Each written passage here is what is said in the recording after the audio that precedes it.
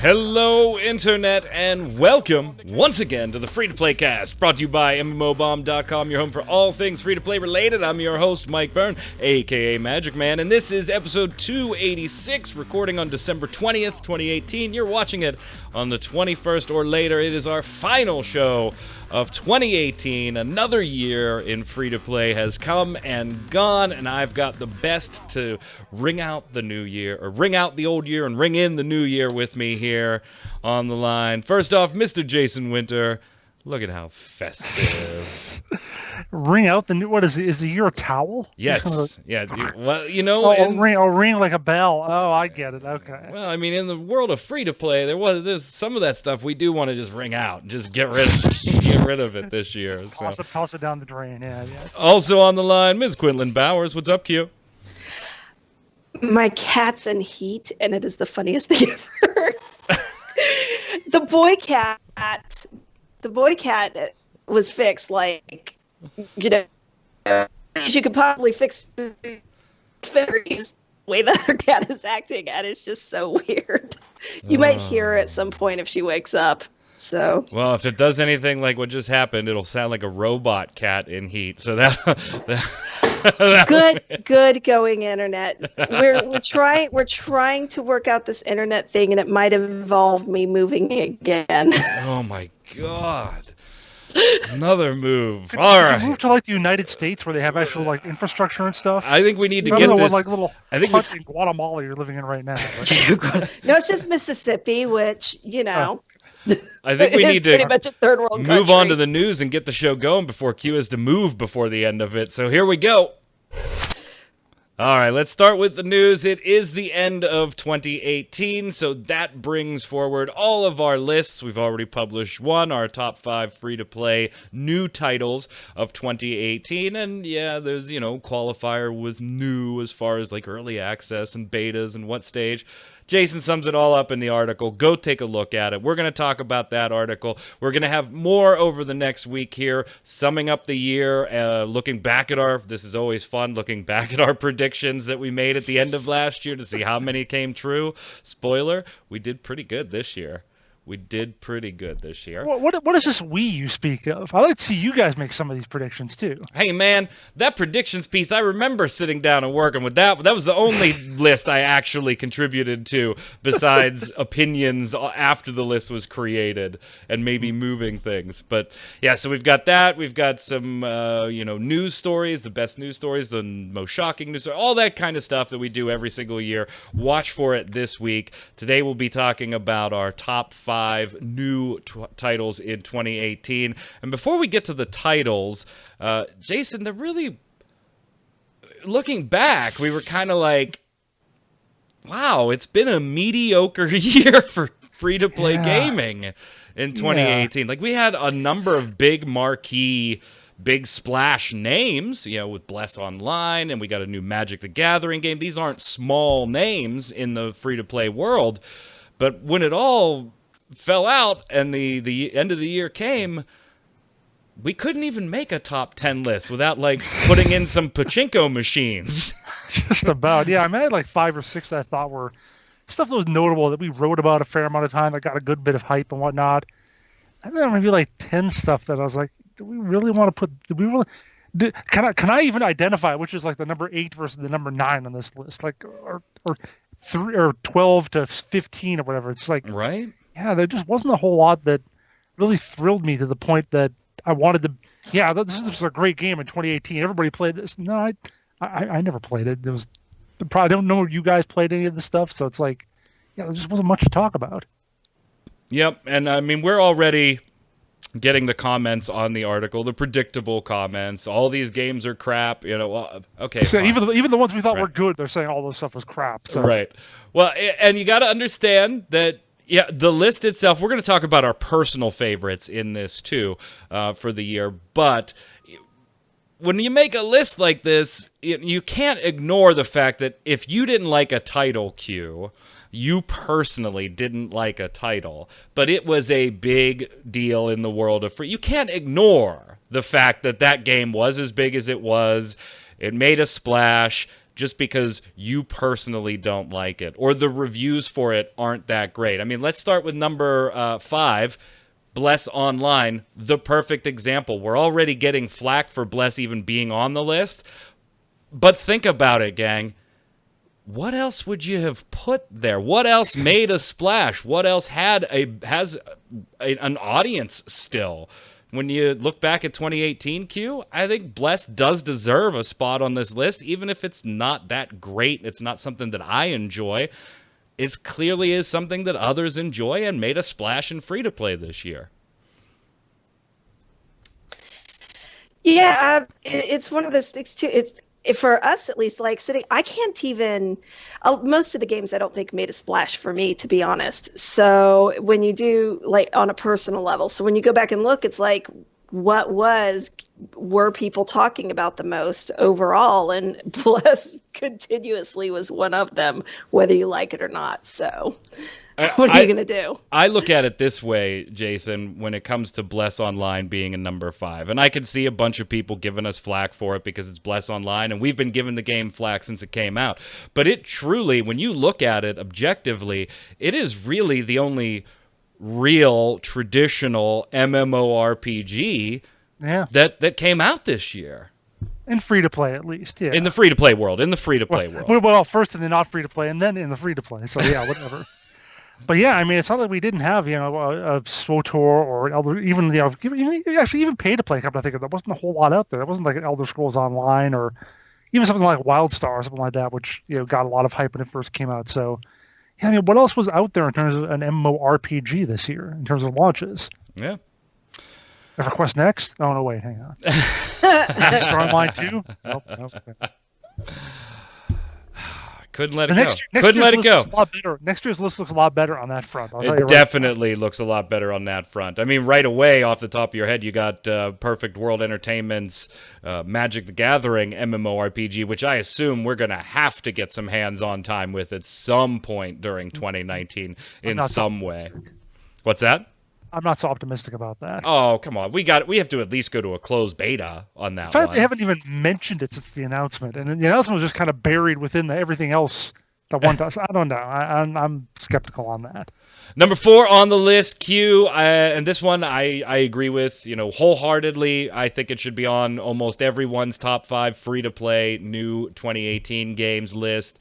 Dauntless from Phoenix Labs, taking the reins of the whole Monster Hunter-esque vibe and going into the world of free-to-play, listening, having nice combat, good gameplay, monetization a little wonky at the start, but then they adjusted and balanced some things Jason and I didn't like in the betas as far as monetization got ironed out before it was coming to release. So whether Phoenix Labs can hold on to that and keep moving forward, it's gotten many updates. I don't think anybody can argue with Dauntless being in the top 5 on a new 2018 free-to-play list, Q. No, and I mean, I played a bit of it when it first came out. It's not necessarily the game for me, but for what it like the type of game it is, it's a good game. I mean, so it's been holding that particular audience. It's more or less for me kind of something that I just would pop into occasionally and do a little bit of stuff in, but it's not something that I'm going to live there. But it's nice that it could be that way too. Absolutely. Jason, I don't think anybody's going to be surprised by that title showing up there.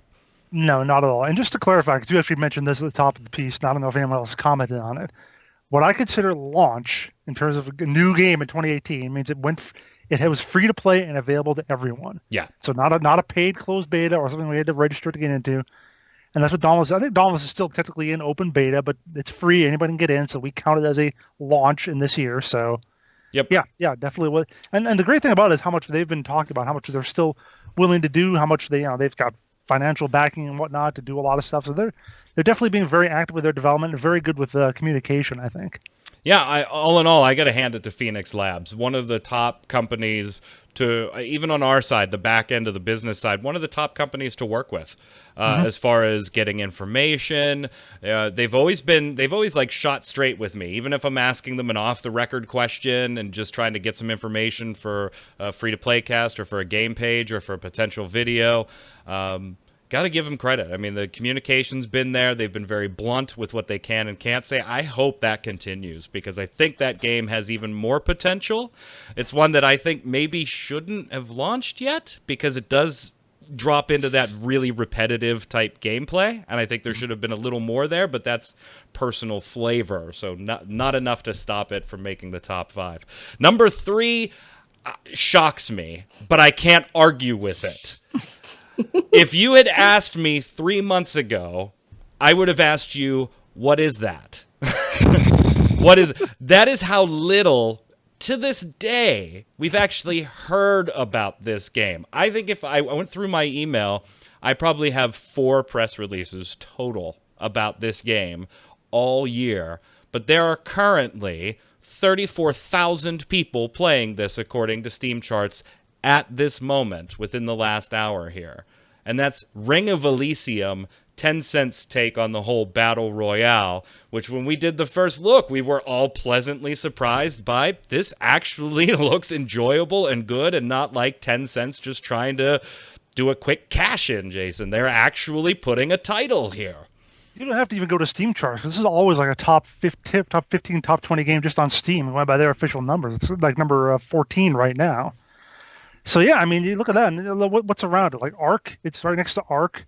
Civ 5, Civ 6, so, it's a, and what surprised me the most about it is that it started off pretty big, 30, 40,000 people. And I thought, okay, fine, whatever, it's going to do that. It's going to fall down just like almost every other game. Talk about Bless as an example of something that started off big and went down like this. But it stayed really steady and actually has increased a little bit over the 2 months or so that it's been available. So, yeah, like you said, it gets almost zero hype, but just in terms of the numbers, it's doing really well. Yeah. It's hard to argue with, Q, and we get very few pressers on it, but it's just slowly, it's nowhere near Fortnite or PUBG yet, but they keep adding to it. They keep doing updates. It keeps getting good reception. Kudos on Tencent. I don't think this is a far-fetched reach for a title to put on a list. No, I mean, it was shocking when they were like, hey, we're doing this thing. And, there was the little bit of questioning that people had regarding their, like their relationship to other games. But it's definitely one of those things where it came out and they actually did something smart. So where are you going? Where do you think you're going? She landed on my monitor, so I have 2 choices: hold her or put her behind me and risk her attacking my head because of the headphones. Oh, jeez. Number 2 on the list, Jason, I'm going to turn it over to you. It's been kind of like your darling of 2018. I haven't played MapleStory 2 in like 3 weeks or so. Not since I got the new computer. So yeah, it's cute, it's fun, it's lovable, and a lot of people are playing it. Yeah. I mean, what else needs to be said? Such a ringing endorsement. This is one, though, that I'm going to be interested to follow up on in 2019 and see where it is then, because I still contend that this may be too little too late for MapleStory fans, but it's hard to argue with the numbers right now. It is doing very well and continues to do very well even since its original launch. Number 1... I know some people are. This is one that I think you're absolutely going to agree with, or you're absolutely going to hate that it's number 1 on our list, let alone on our list. And I think it's all going to come down to, do you enjoy Magic the Gathering itself? Not just this game, but itself. If you're a Magic the Gathering player, chances are the percentages show that you are probably a fan of Magic the Gathering Arena and the way it's been executed thus far, particularly when compared to some of the other card games out there, and even some of the other Magic the Gathering games that have come in the past. You've likely followed the news on what they're doing in the future, and yeah, we like to razz them a little bit, Q, for not implementing friend lists right off the bat, but those have since been implemented, and really, if you are a Magic the Gathering fan, it's hard to argue with this one being number 1 if you play on the PC. And even if you're not a Magic the Gathering fan, I think you have to acknowledge the immense fan base that this game has and the successful launch of a digital version of that. Yeah, And two, it's one of those things like I'm not that big on the card games. Where are you going? Like digital card games in general, I guess I kind of like the actual cardboard crack a little bit more, despite the cost and everything and the space. Oh my God, the space Oh yeah. required for those. But yeah, I think for true Magic fans, this is just another way to do what they love, which is always great, giving people more ways to do the things that they love, unless you're like a serial killer or something. Wow, what a weird little addendum to put on the end of there. Anyway, Jason, I think it's hard to argue with its success. I think it's hard to argue with it going in the right direction. And while there are still formats that Commander and what is it, a two-headed beast or two-headed monster? I forget what it's called. Two-headed giant. Two-headed giant. Thank you. Yeah. Those types of modes that MTG fans definitely want to see in the game and may or may not come. They do still continue to provide feedback on Standard I gotta Plus. retrieve a bird from the kitchen. Okay. On Standard Plus and other game modes coming in the future. It's hard to argue that they're doing this right. Finally. Yeah. Which they didn't do for Magic Duels. At all. Which was wrong in virtually every way, and I'm surprised it's still going. Has anybody actually still playing it? But yeah, like you said, you were talking about, if you're a Magic fan, you probably like it. And that's like a lot of my timeline is a lot of old card game players.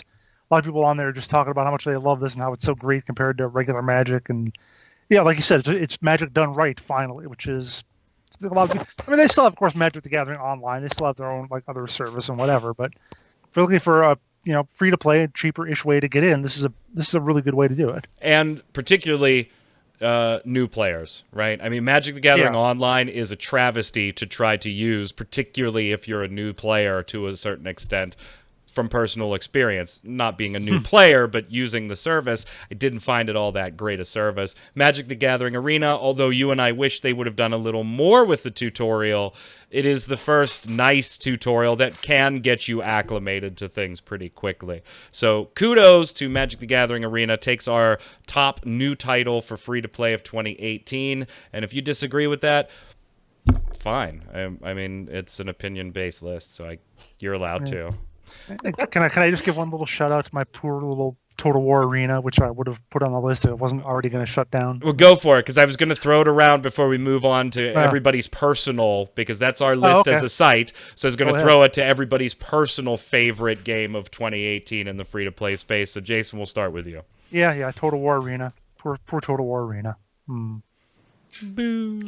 Q? Did you play any new games in 2018? Right. Almost didn't. No, I did play Dauntless, and I enjoyed it, what little I played of it, but I don't really think I had a favorite out of the offerings this year. Interesting. I'm going to have to give mine to Magic the Gathering Arena. Personally, it's definitely the one that I was looking forward to the most and hoping that they did the right way, and have been pleasantly surprised by it and continue to play it to this day. There's some notable other contenders. I was actually surprised how much I did enjoy Shroud of the Avatar once it went free to play, and how much I didn't think I would like that, because it is very old school. I am watching, things like Pantheon and stuff like that, so I gave it a whirl after Troy's first look. Surprised by how much I actually enjoyed that little old school nostalgia kick. Will I be playing it in February? We'll see. We'll have to wait and see. But I'm pretty sure I'm going to be playing Magic the Gathering Arena in February, so I got to give it to Magic the Gathering Arena. What are you looking forward to the most in 2019 yourself, Jason? I know we have a list that'll go on the site later, but you personally, what's the title you want to get your hands on in 2019? Again, to feed my my lack of I was going to say Conqueror's Blade, but maybe Breach more so.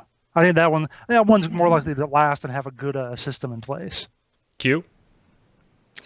Wait, is Air actually coming out next year, or is that still some time later? It's still up in the air. You could put it as next year. I think we're going to get some hands-on time with Air, even if it's in a closed beta state.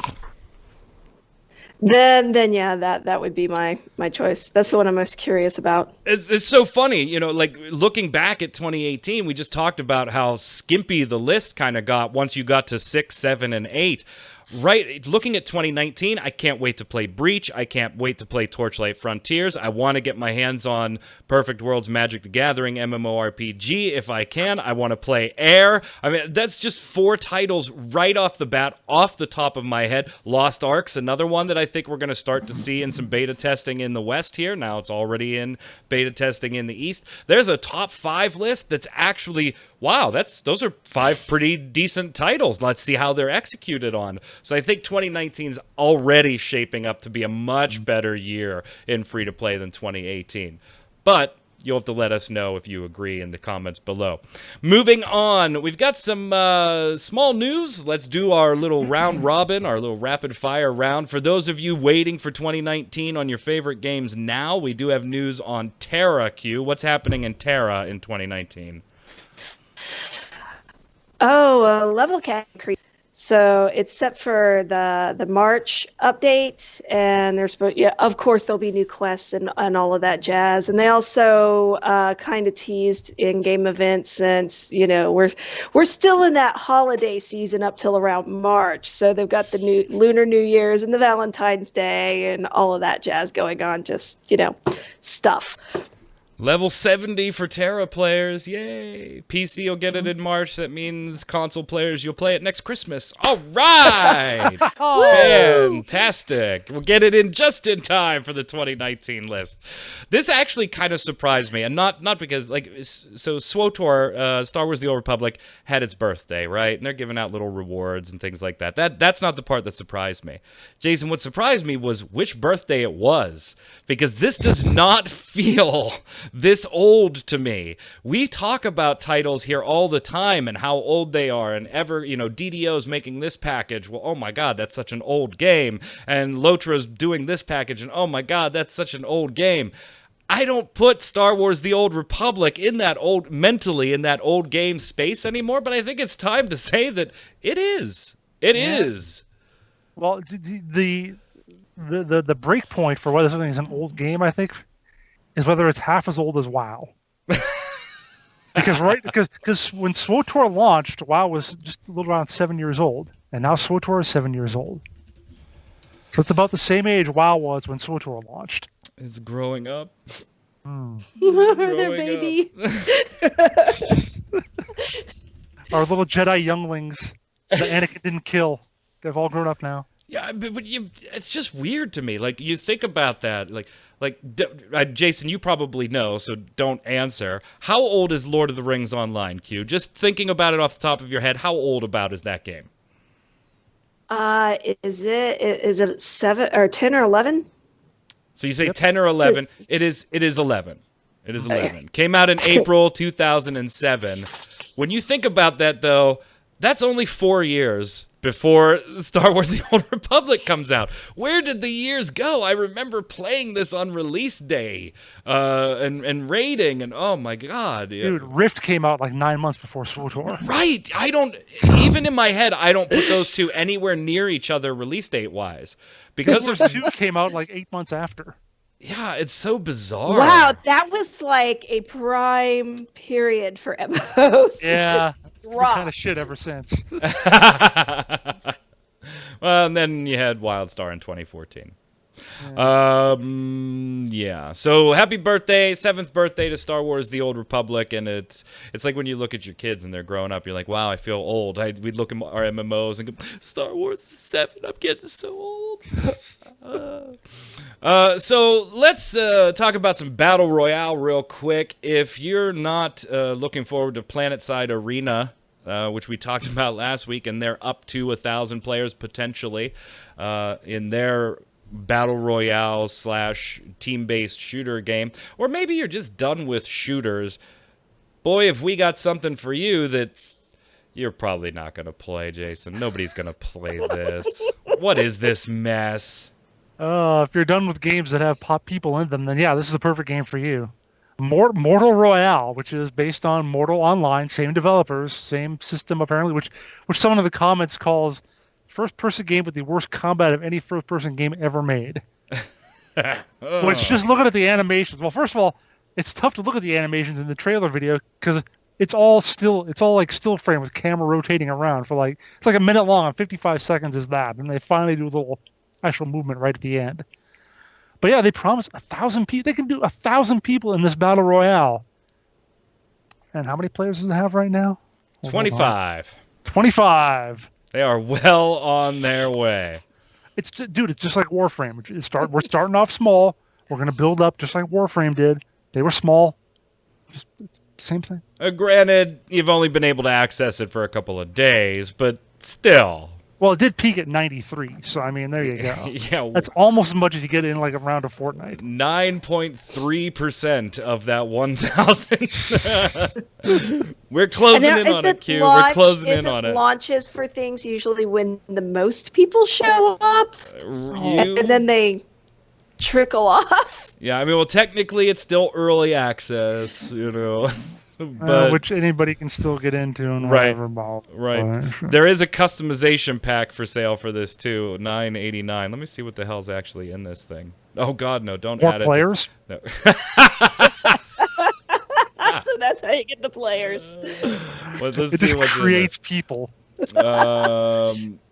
DLC unlocks character customization options you earn after devotion level 15. Okay, so apparently you can just buy this off the bat or get to level 15 and get it. It also adds the ability to choose between every race in the game when you customize your character regardless of your devotion level. Unlocks the 4 clades for customization. Choose and mix between all 10 races. More emotes to taunt your opponent.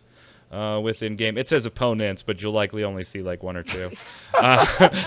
New server chat emotes, more head types and faces. So if you want your character not to look like the other 23 people playing, you got to either get devotion level 15 or shell out. It's on sale for like $8 or $9 right now. Yeah, it's on Steam sale. You know, they gotta get that Steam sale in. Get for this that product. Steam sale. Finally, Fortnite, Epic Games being sued by a bunch of people for dances. So I figured I don't want to spend too much time on this. I just kind of wanted everybody's take on this. Like the actor who played Carlton from Fresh Prince of Bel-Air, Backpack Kid. You know, everybody's getting on the boat now, suing Epic. Which, hey, you know, it's a gravy train. So if you're going to sue somebody, it's going to be Epic. But Q, what do you think about these types of lawsuits? You know, I honestly hadn't thought about them before. That's what you think. It is a copy. It is a copyright, but like, what was it? Jason was saying, you know, about the whole, and he's right. We actually had this argument with Game Breaker, and I remember them discussing it back when Kevin Rose, you know, was over Dig and stuff. If you're gonna sue people over stuff like that, you have to sue everybody, or the judge ain't gonna care. I mean, that's the reason why Dig was always going after people back in the day, because they wanted to protect that copyright. Carlton can't come back now after it's been in everything and sue over the Carlton dance, which, does that even technically belong to him, or does that belong to the that was the people? Yeah, when we were talking about it in Skype, that was the first point I made is, okay, forget the fact that he's suing them and alleging copyright and stuff like that.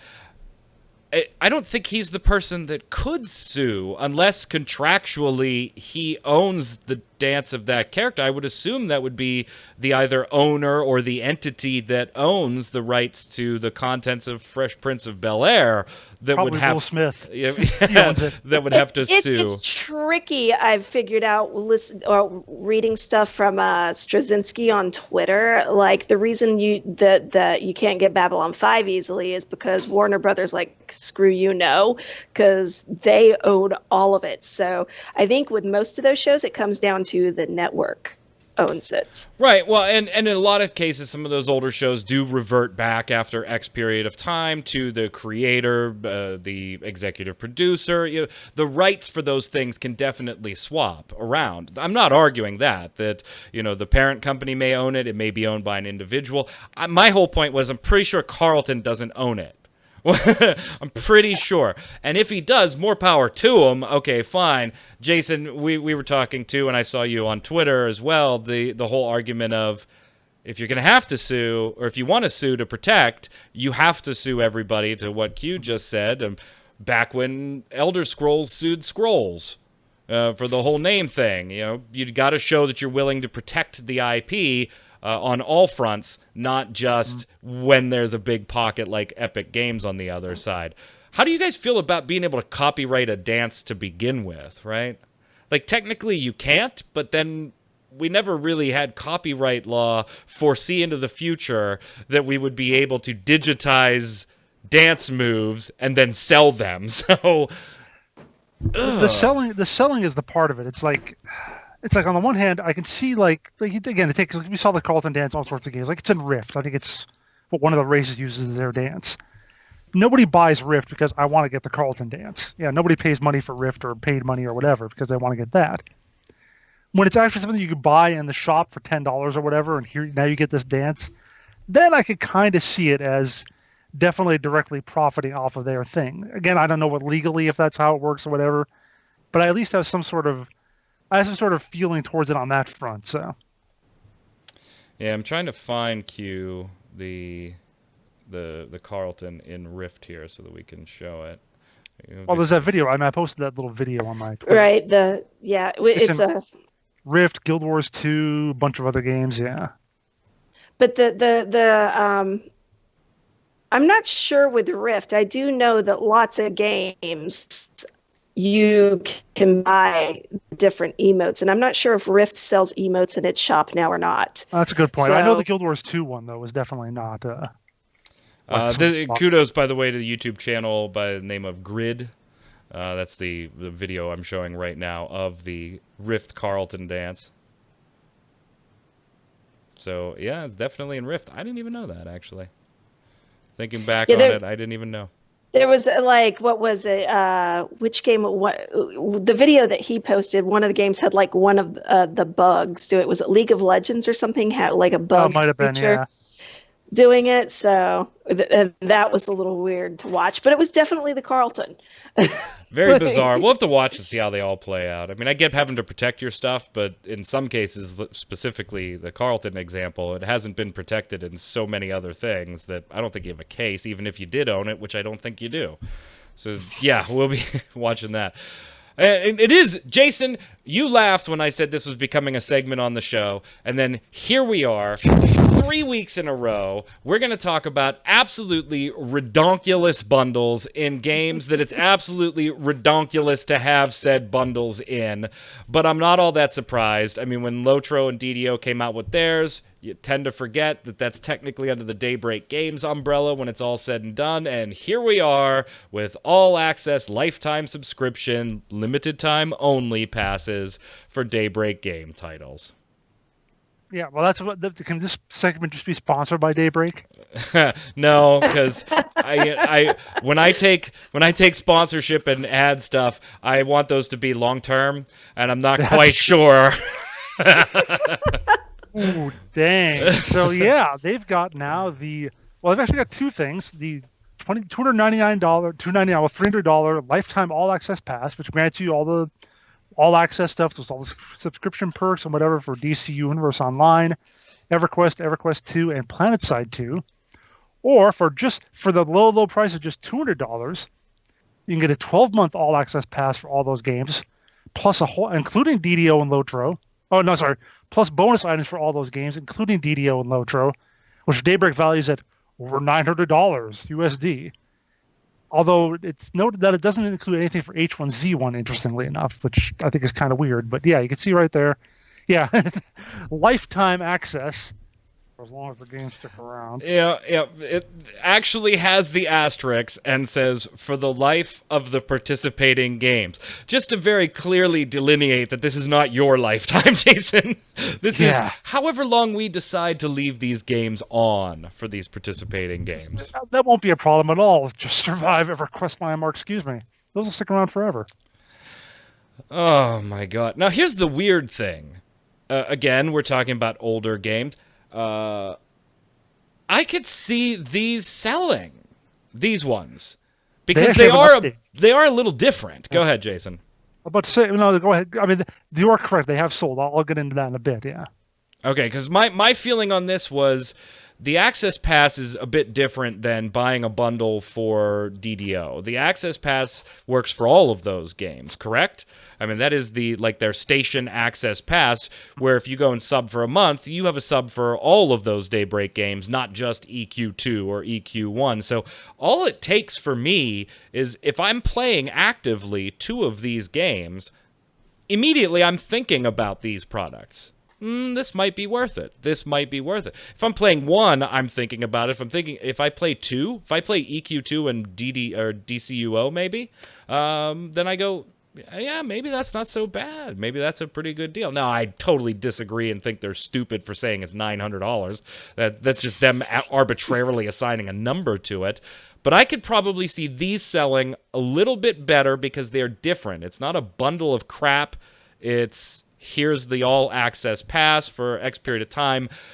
The real caveat for me if I play 2 games is how long do I think those games are going to last? Because Daybreak is just kind of not looking all that appealing to me right now. That being said, you have an update, you said. How are they doing? Well, as of 23 hours ago, they tweeted out that they have sold 2,000 of their their lifetime passes. That's half of the ones that were available. So only 2,000 remain. Yeah, I'm kind of amazed by that too, Q. Go ahead. Wow. I wasn't expecting them, the 2,000 out of the only possible 4,000 that can exist of a digital thing. Right. Yeah, they're not going to be any more ever. Nope. Can't possibly do this again. And that's the lifetime one that they sold, right? Yeah. So that's the 300 one? Yes, lifetimes. But they're only on sale till December 31st, so make that sure to means pick them up. Daybreak just pulled in $600K. 2 Merry weeks after Christmas. laying off a bunch of people, Yeah, and a week there you after announcing PlanetSide Arena, Daybreak sold 2,000 of a $300 access package. But again, I want to go, oh my God, that's stupid. Why'd you buy that? But if I play 1 or 2 of these games and I want to bet that they'll be around for 2-3 years at minimum, these ones work. These are a little easier for me to swallow than the DDO and the Lotro package. See, here's the thing too that I talk about. Now you say that they just brought in $600,000. Now in theory, they probably would have made something like that over the next year from people subbing anyway. They just get it all right now, which is neat. And then they get so nickel and dime you for everything else you're going to pay for over the next year. Just like lifetime subs used to work back in the day. Like, oh, lifetime sub. When there was a sub, and so it was worth doing that. And then when it went free to play, you were asked out. You still got your bonuses, but then the shop was there too. Right, exactly. So, now granted, maybe over the course of a year, it's not going to be that much different, but... Or lifetime. Lifetime. I was thinking the year one. Yeah, so it's like... Good luck. I hope for those that purchase that your games do stick around as long as you're hoping that they stick around, because you really don't have any recourse on this one if they shut them down 6 months from now. I mean, you don't. They're very clearly outlining up front that these are for the duration of the game, so you knew that prior to purchasing. So I hope. Which they maybe go now, on for years. It's interesting that they don't include H1Z1. Yeah. Although, does that have a subscription like Battle Pass or anything like that? Oh, I have no idea. I don't even care. I don't know, actually. I have no idea. Let's slide over to the weekly bombs. I'm going to go first. I give the same bomb every year on this episode or around this time. And that's to you, the viewers, the MMO bombers, whether you watch through the site, whether you watch through YouTube. You are absolutely awesome. Thank you so much for a great year. We absolutely could not do what we do without you, because then we'd just be, talking to ourselves. And so we definitely appreciate it. Thank you. We hope you have a wonderful and safe holiday season. Go ahead, Jason. I'm going to be the Grinch tier. I don't know. What's the good Christmas person? Santa Claus? The non-Grinch? I don't know. The reformed Ebenezer Scrooge? I have no idea. There you go. All right, I'll be the old school Scrooge. I'm going to give an A-bomb to Battlestate Games, which are the makers of Escape from Tarkov. And if you heard about this over the last week, maybe some YouTuber made some videos that were critical of the game. Maybe you've included a few like falsehoods, which okay, sure, maybe that's what they're saying. That's what they're claiming, at least what Battlestate is claiming. So they filed a DMCA takedown, not only against the videos where they had issues with, but against all the guys' Tarkov videos. Oh, jeez. Yeah, so that's going to win you lots of love and lots of affection from the gaming community there, guys. So, A-bomb to you for doing shit like that. Q. I'm giving a bomb to finally being able to redo my computer after a really long time, but an A bomb to having to re-download all my games on this connection. Yeah, absolutely. I want to play the Ion Christmas stuff, but yeah. Yeah, I just got a new computer too, and I had to download the Guild Wars 2 client for a press demo thing, and it's like 40 gig, and it was like half an hour, 45 minutes maybe. It's like, no problem. Did you get a new cooling system?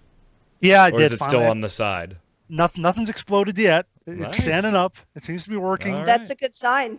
Yeah. Yeah, when it doesn't smoke, that's a good thing. Hey, don't talk about that in this house. We did have a computer catch fire. I know. That's why I said it, because you've been there. I built the first computer I built. I turned it on and blue smoke came out of it. Oh. Jeez. Well, blue smoke, at least it was kind of pretty then, right? Yeah, I'm gonna go ahead and say, Q, there was probably something wrong. Go to Twitter. I'm sure everybody will tell you how to fix it. Elusive X Treasure from the viewer says, dual A-bombs this week. Sorry to be a negative Nancy. First, an A-bomb to Final Fantasy XIV's Blue Mage not being able to queue for dungeons. I get that there are solo players in MMOs, but a whole class shouldn't be relegated to that. Just stupid. I disagree with you on this one, Elusive. I think it was incredibly smart the way they did this, seeing as how hard that class or how badly that class would have been implemented into a specific rating notch. We're going to get a few more limited classes. They referred to Blue as the first limited class. So I think having classes that don't work in a party setting, but still in the game that they're iconic for being in, I think it makes sense. So certainly entitled to your A-bomb. We disagree on this one. A second A-bomb to Trove and Defiance, still getting live streams, and Trove getting a content drop while Rift doesn't even get new Fey Yule fluff. Not surprised, just annoyed that so far I've been right. And on that one, Elusive, we could not agree more. And I'm going to tell you this. Keep watching MMO Bomb. I don't know when, I don't have a date for you, but I do have an interview with Gamigo's president and with, now it turned into yesterday, two people.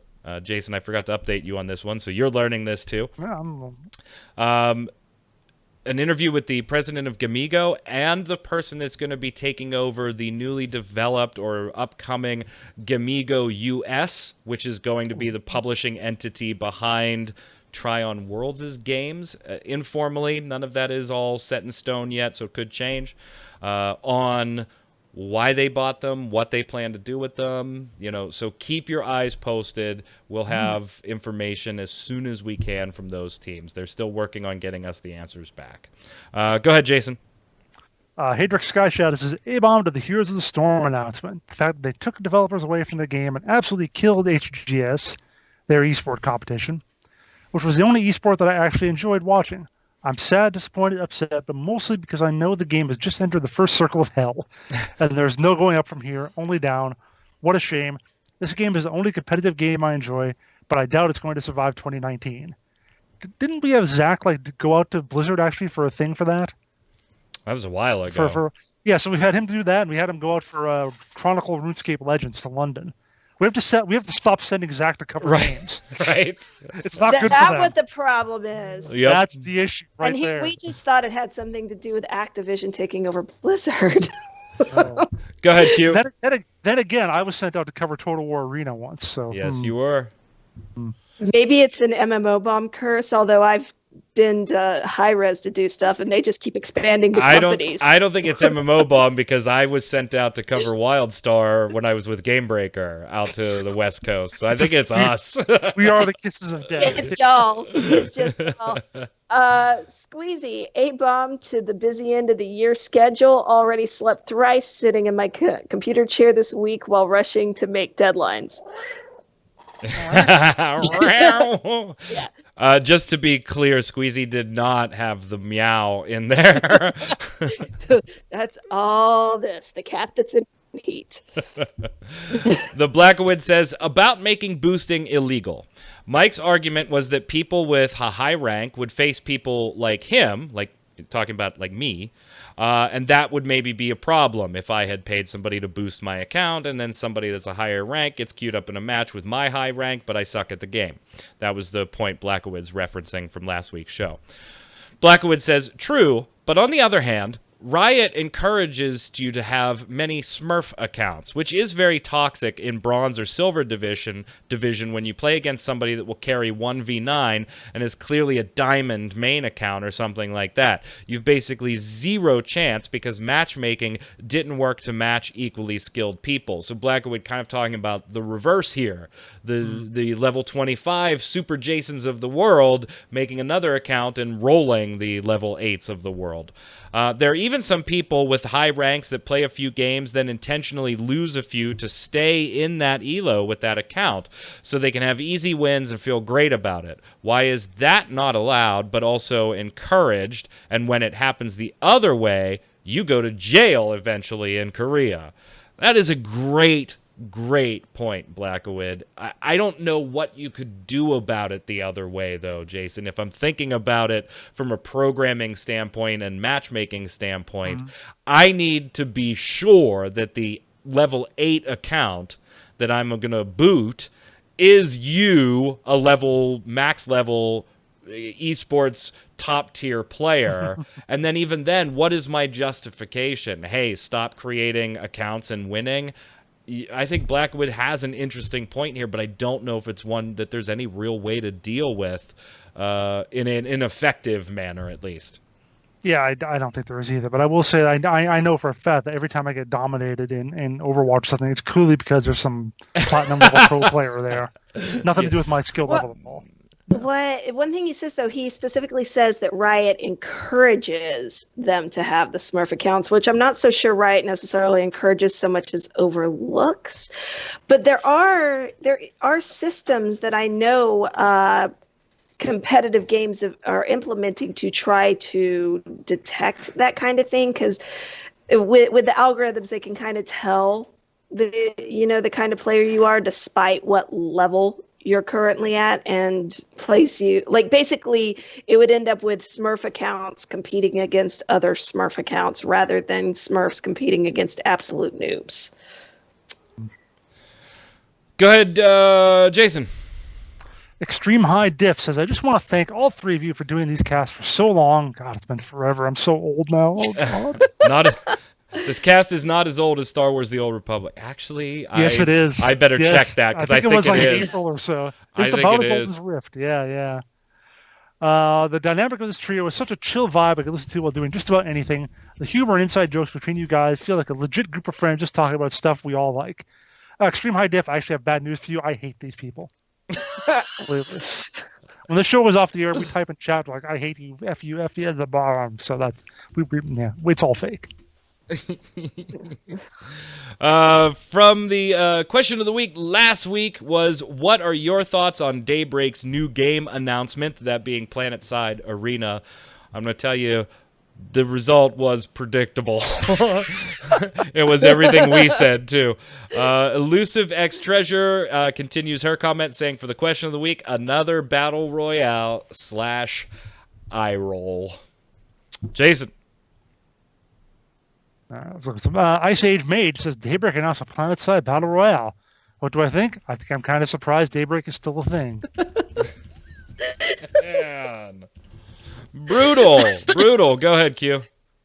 Hydrox Sky Shadow, question of the week. What the fuck is that? That's just PlanetSide 2 with another game mode, really? And they're expecting people to buy that. How? Are they also going to shut down PlanetSide 2 just so people are going to buy PlanetSide 2 plus one update?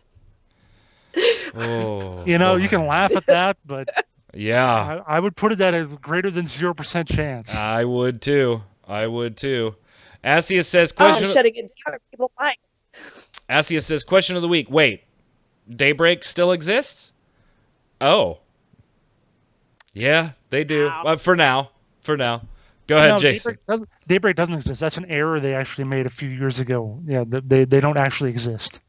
We don't know who owns It was them. it was an error. Yeah. Is that during that weird sale thing that may or may not have happened? Right. Yeah. No, they weren't sold. What are you talking about? Go ahead, Not at Jason. all. C-Swag says, "Thanks for reading my comment, guys. Well, then you better thank us again for this one. Then I expected. I was sadly incorrect about my wishful thinking. It wouldn't be a BR game, but I want PlanetSide Arena to succeed, so PlanetSide 2 will as well. There have already been development improvements from the two teams working together, and I want to see it continue." See, that guy's kind of positive, so there you go. Well, and that's what we kind of said too, that hopefully that actually is a thing. So we'll see. We'll see if it holds that way. Zach's Proxy says, question of the week. Just like H1Z1, I see no reason why this needs to be a separate game. It already looks like PlanetSide 2. Having different game modes, leagues, and map sizes is actually a fitting thing for PlanetSide 2 to keep players around. They've added base building, but isn't the game mode always the same? So yeah, as an expansion, it makes a lot of sense. But I doubt the execution will be any good, and it is hard to disagree with anything in those comments. Why can I not find the first free-to-play cast? Like, you'd think searching by episode 1 would do it, but it does not. Hold on, I'm almost there. So I gotta scroll back here. I'm a little worried because I think we are older than... Yeah, we are. We are than definitely Star Wars: older. The Old Republic, because I was doing the free-to-play cast at MMO Bomb Before I came to Game Breaker. Game Breaker. Yeah. Oh, wait.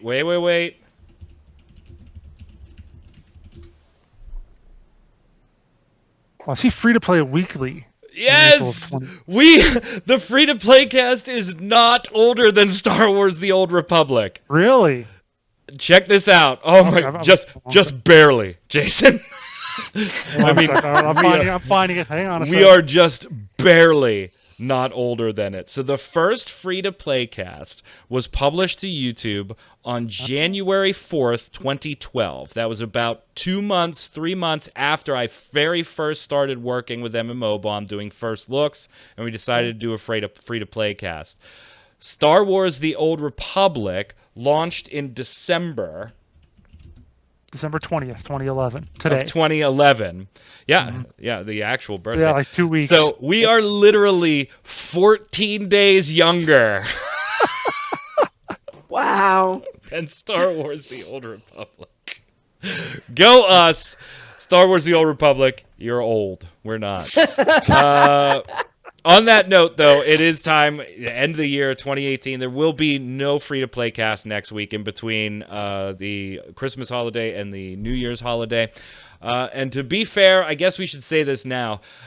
The way the holidays are falling on Tuesdays this year, with the free-to-play cast being recorded on Thursday, there is a high probability that we will not have a show that following week either, simply based on news.